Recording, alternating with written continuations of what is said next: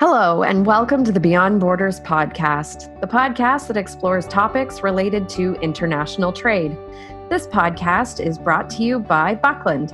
For over 70 years, Buckland has been working to help companies across the world experience global trade in a better way. As a customer-focused company, we provide you with a single source of unmatched customs brokerage, trade managed solutions, freight forwarding, trade technologies, and warehousing and distribution services.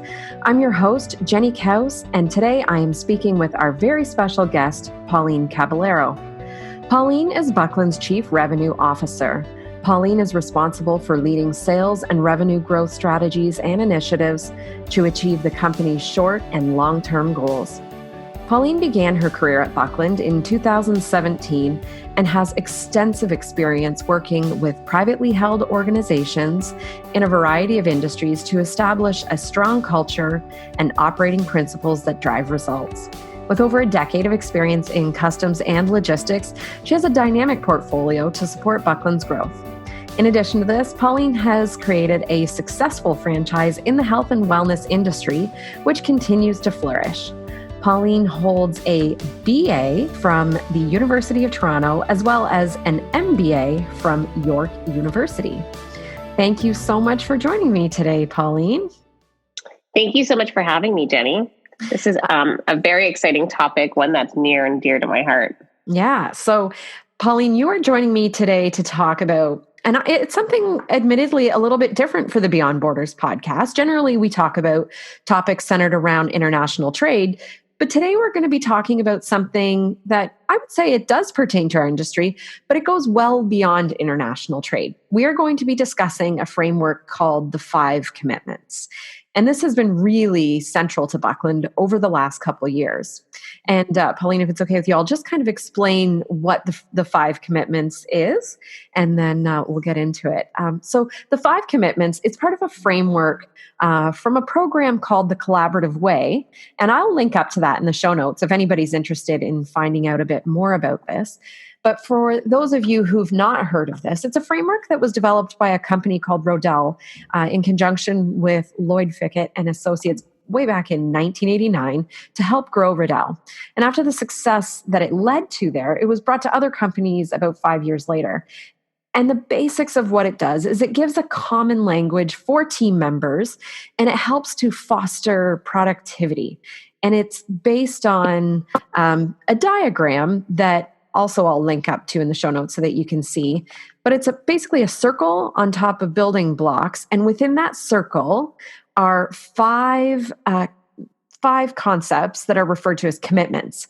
And this whole concept is so powerful. And we've been really interested in exploring it here at Buckland. So this framework and this 5 Commitment was something that you introduced to our team, I would say late 2017, early 2018, Pauline. And I'm curious about how you originally became aware of it. You know, I came across this book back, it would have been in 2008. And really it was when I was putting together the health and wellness franchise that I am a part of. Mm-hmm. And what I was looking for is I was looking for a common language of ways in which team can operate together. And what I loved about the 5 Commitments was what it does is it provides with a foundation of commonality, common language, and then also ways in which team members can interact and communicate. Mm-hmm. Great. And I think it's definitely effective. And what I'm thinking today is that we could go through what those 5 commitments are, because I think they're really worth diving into. And I think it's so interesting. So are you game for doing a bit of a deep dive on these 5 commitments? Yeah, absolutely. Let's do this. Okay. So the first of the 5 commitments in the list is listen generously. So this really challenges us to break out of the general way that we listen, or as they refer to it as listening by habit, where we only think about our viewpoint and we stay locked in that way of thought. So the challenge is to really give attention to the listener and be willing to have your mind changed and not just simply waiting for your turn to talk. I think that this can definitely be very difficult, but I think it's also so powerful if you can really incorporate this into the way that you are conducting yourself. What are your thoughts around listening generously, and what does this mean for you? Well, it's so interesting. What I find a lot is if I'm in a meeting or if I'm having a conversation with a colleague, I'll often find my internal dialogue figuring out what is my response going to be? What am I going to say? How am I going to answer this customer's question?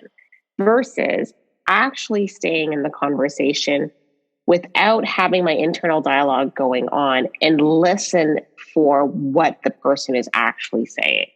Mm-hmm. So I find that this is a practice that's actually quite critical and very important when you're dealing with external clients and internal clients, when you're dealing with your employees, and in allowing them the opportunity to say what needs to be said without you already formulating an answer. Because in that already formulation of an answer, that's where I feel we miss the nuggets, we miss the actual gems in which people are attempting to communicate. So that's what I would share. Really, the most important thing about listening generously is listening from a place of listening, not listening while your internal dialogue is having a conversation with yourself. Yeah, that's a really good point. And I think, sometimes when you're listening with the intent of responding, you're in your head and you're formulating that response, and you're not really hearing what that person's saying, and you might really, really miss the point or what's really happening just below that conversation. So I think that's a really good point. So the next concept is kind of on the other side of this. So not only do you want to listen generously, which was the first one we just talked about, but the next concept is speaking straight. And I really think that this one can get misinterpreted if you don't really understand it. And I think a lot of people see this when they first hear it as just being blunt, telling it like it is, but that's not quite it. And I think maybe a lot of people are perhaps even vague in the way that they communicate out of discomfort, rather than being direct about something. And this can lead to incorrect interpretations. And I mean, if you combine not speaking straight with not listening generously, you can have a real issue. But would you elaborate a little bit on what speaking straight really means, and that it's kind of beyond this just being blunt or, like I said, telling it like it is? Yeah, absolutely. Speaking straight is a practice that, we brought forth here in Buckland, but the missing piece, I'll say, and even just that statement of speaking straight, is speaking straight with the intention of moving things forward. So often we find ourselves in a situation where speaking straight could look one way, but if you were to share in a very blunt manner, as you put it, it wouldn't necessarily put the other person in a position to move the conversation forward with you. So the most important element, I would say, in speaking straight is having that listening with the intention to move the conversation and or project forward. I mean, how many times are we in the middle of a project where there's multiple people involved and someone has missed a deadline? Well, by simply calling them out on missing a deadline, that won't necessarily move the project forward. But by asking the question, how can I support you to ensure that we don't miss this deadline, or that we achieve this deadline, it puts the other individual in a completely different position to respond to. Mm-hmm. So speaking straight, it's important not to gloss over the details. It's important to share the facts. But what's also very important is to remember that the intention of speaking straight is to move things forward, whether it's a conversation, whether it's a project, whether it's a relationship. Is what you're saying right now going to move this forward? If yes, then continue. If no, then you need to look at how can I speak straight in a different manner. Yeah, absolutely. And I think that this is one that becomes, a lot of people would have a really natural example of this, I would say, in your personal relationships. I think it is very common, maybe we'll say like even in a domestic partnership, to have those conversations where you're not being fully clear and leaving details out. And that can definitely cause disagreements. So it's not always about speaking straight about the other person. It's about your intent, giving just the facts, and leaving out and not leaving out the parts that are really relevant. I think it's and I don't know if you've encountered this, but it's with a text, when someone texts something and it's ... after, and they're kind of trailing off. It's like, no, like, let's be clear. What is the issue? And not leave room for interpretation, and make sure that everybody understands what's going on. Absolutely. I mean, it could be something as simple as a text and email. We see that all the time where emails misconstrued. I had a staff member that was quite frustrated when the thumbs up came out in text messages, and I would simply respond with a thumbs up. And it used to drive her bonkers. And I understand, because I wasn't speaking straight in a way that was moving the conversation forward for her. I gotcha. understood what it meant. Yes. Now we're in a different relationship where she'll send me back the thumbs up on the text, and because we now have that common language. So Yes. Speaking straight in that perspective, we've created a similarity and a continuity in our communication. But prior to that, we did not have an agreement for me to speak straight by simply sending her a thumbs up. Yeah. And I can see that if you're perhaps looking for approval on something and you think, okay, does thumbs up mean yes, that's good? Does it just mean looks good, but I'll let you know? It's getting that established common language. Exactly.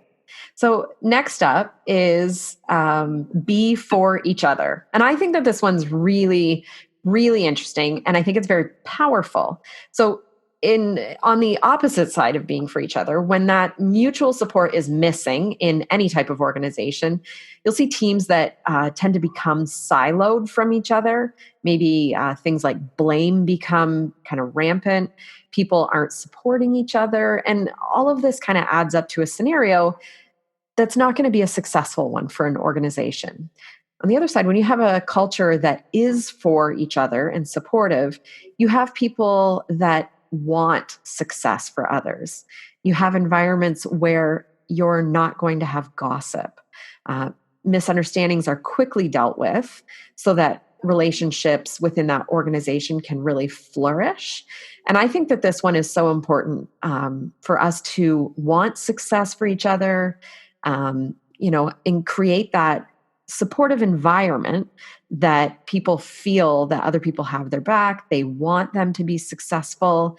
How would you encourage teams to apply this concept of being for each other? Yeah, I mean, for me, being for each other is a critical point. It's a critical item here at Buckland. I mean, one of the things that's important in that is the sense of camaraderie and community.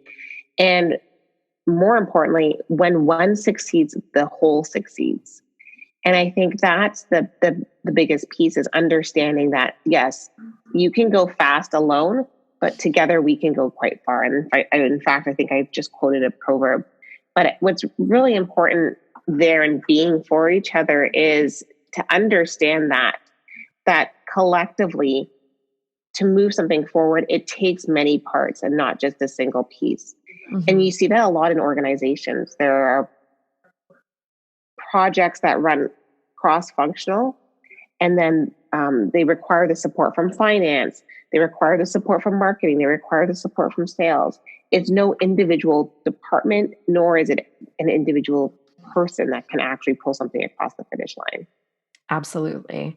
And I think too, it's interesting. We are recording this podcast just following the American Thanksgiving. And I find that to be interesting timing because we're, thinking about gratitude. And, even as I record this podcast, as much as you and I are on the phone today having this conversation couldn't happen without our awesome IT team making sure that we have a great internet connection to be able to talk to each other. Our vendors that supply software that we can do this. There's so many moving parts. And I think, IT wanting this to be successful for you and I to have this conversation and this be part of our marketing efforts. We're all working together and wanting this to be a success for each other. And I think that that's so critical. So the next thing we're going to take a look at is honoring commitments. So when this isn't taking place in an organization, this can manifest as projects maybe that aren't getting followed through on. Maybe, it's something gets started but loses steam and doesn't happen. And this can lead to defensiveness when these commitments are broken. So when we're honoring commitments, we're careful not only to take on projects that are clearly defined, being really clear when it's apparent that a commitment might not be able to be kept, but dealing with those broken commitments quickly and making sure that we're supporting others toward keeping those commitments. And I know this one is so important to us here and having that integrity at Buckland. So when you've seen honoring commitments really being exemplified so well, what does that look like in an organization? Well, honoring commitments also means for me being able to renegotiate timelines and timeframes and being in communication. And I'll say that the biggest thing for honoring the commitments, there's a really great article on integrity and defining aspects of one's word. And what it looks like is really being able to do what you say you're going to do and do it on time. And if you can't do it on time, stating when you will do it. And honoring commitments really looks like being in communication. Yeah. Being able to communicate what things are looking like. What are you dealing with? Because the world is so dynamic. There's constantly new things happening. You may have every single intention to show up at that meeting at 9 a.m. and a client calls you at 8:58 that you absolutely have to pick up the phone. And so what does it look like for you to honor your commitment to the 9 a.m. and still honor your inexplicit commitment to the client to answer his phone call every time he calls because there's some urgent matter? So it's really understanding what are the boundaries that you're putting in place? How are you being in communication? And then what are the different tools that you can utilize to continue to upgrade your commitments, to continue to up-level how you're communicating with your team? Yeah. And I think that this is one that is so fundamental in terms of building trust within teams as well. I think that this is absolutely crucial when people really know that they can count on each other and, whether it's to follow through or communicate a new timeline. Exactly. And that's really the important piece is being in communication and building trust, whether it's building trust internally with your employees or building trust externally with your clients. Yeah. People want to know that you're count-onable, that you can be counted on. Yeah. And that document that you referred to, the integrity document, I'll link up to that in the show notes as well if listeners are interested. I do recommend checking it out. I have read it and it's certainly a great piece that I think that other people will find interesting as well. So look for that in the show notes. So that means we are on the last of the 5 commitments. And this one is so important, and it is appreciate and acknowledge. So organizational cultures that don't have this as a focus, it can really create feelings of being underappreciated, and people are even less likely to take on new big tasks perhaps, and it can lead to, behaviors like complaining when people don't feel appreciated. And in this framework, in the writing about it, the authors go on to talk about how sometimes even partial appreciation and acknowledgement is just as bad as none, which I found so interesting. And it was because it doesn't feel quite genuine, and it may simply be dismissed by the recipient, which is kind of heartbreaking to think about, but very important as well. So it's important to give acknowledgement that is specific and meaningful, and then the challenge is also to receive it well, which can be such a challenge for people. And I think it's important also, and the authors talk about this as well, to suggest where it can be given to others if you see that it is missing in other areas of your organization. You want to have this culture where everybody is feeling nurtured, appreciated, and it can give that sense of well-being in an organization. But that said, some people do feel really unnatural providing appreciation and acknowledgement, and it's uncomfortable for them. What would you say to them to help them take this on at their company? or within their family or any organization. Well, that's just it. Exactly. I'll say this is, if there's anything that you get from this podcast, my request is that you go out and you acknowledge and appreciate someone, whether it's someone you know or someone you don't know, or whether, even if it's a random stranger. Funny enough, driving in to get this podcast, I had a stranger buy me coffee, and not in a drive-through line, but actually in person, like, hey, you're doing a great job this week. He didn't even know me, and let me buy your coffee. Wow. And that's just such a simple act. People will often refer to that as a random act of kindness, but in the realm of acknowledgement and appreciation, all that's doing is really acknowledging and appreciating another human being. Yeah. And I'll say this is such an important piece because people want to be seen and heard, period.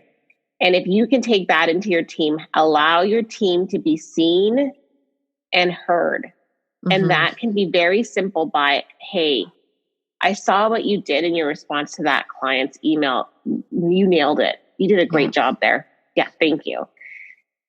The same thing is happening at home with your children. Yeah. And my son yesterday, all he wanted to do was for me to look through his journal in detail and say, hey, buddy, on July 2018, that journal that you wrote about going to the exhibition was really great. Why is that working for him? Because it's not just a random comment. It's not just mom being like, oh yeah, you did a great job over there. No, it was me taking the time to actually acknowledge the work that he'd done. And I would consider that your entire team all around you is just hungry for being seen and being heard. Yeah. We often mistake that with gifts and monetary items. That's not what's missing. What's missing within your team, within your family, is being seen and heard. And the best way to do that, the most effective way to do that, is by acknowledging and appreciating the work, the time, and the person that's right in front of you. Yeah. So that would be my one request to everyone listening to this podcast is really take on the act of what does it look like to acknowledge and appreciate someone every single day, whether it's at home, at work, when you're out in the world, whatever that looks like. But what could you do? What contribution could you be? And I think too, I've witnessed this where I think sometimes when people see someone doing a good job, they assume that they know they are good at what they do. And will often not even think to compliment them on it. And I think, the key is when you have those thoughts, because we all have those thoughts of, you see someone doing something, you think, wow, that's awesome. Voice it. Get rid of that filter that stops you from saying something to them about it, and just express how great they're doing. And along with that too is don't always wait for a final result or the completion of a project to give that appreciation. And this is something we were talking a bit about parenting, but this is something that I've had to really learn with parenting too, is acknowledging the effort, not just the result. So acknowledging what's going into that, whether it's resilience, whether it's, the hard work put into something, really acknowledging that and not always waiting just for the outcome of a project. So if you have a colleague and they're working really hard on something, it doesn't hurt to say to them, wow, I can really see all of the work that you've been working so hard on this. It's not always about waiting until the project's done and just giving your appreciation for the final result, but for the effort that goes into it along the way as well. Mm-hmm. Absolutely. And I think, and it's funny, we were talking about parenting. I think it's goes along with the parenting concept of catch people when they're doing something great, rather than them only hearing from you when there's an issue. Because, that positive reinforcement goes such a long way further than the negative, right? Absolutely. It really does. I've had to really learn that one as a parent.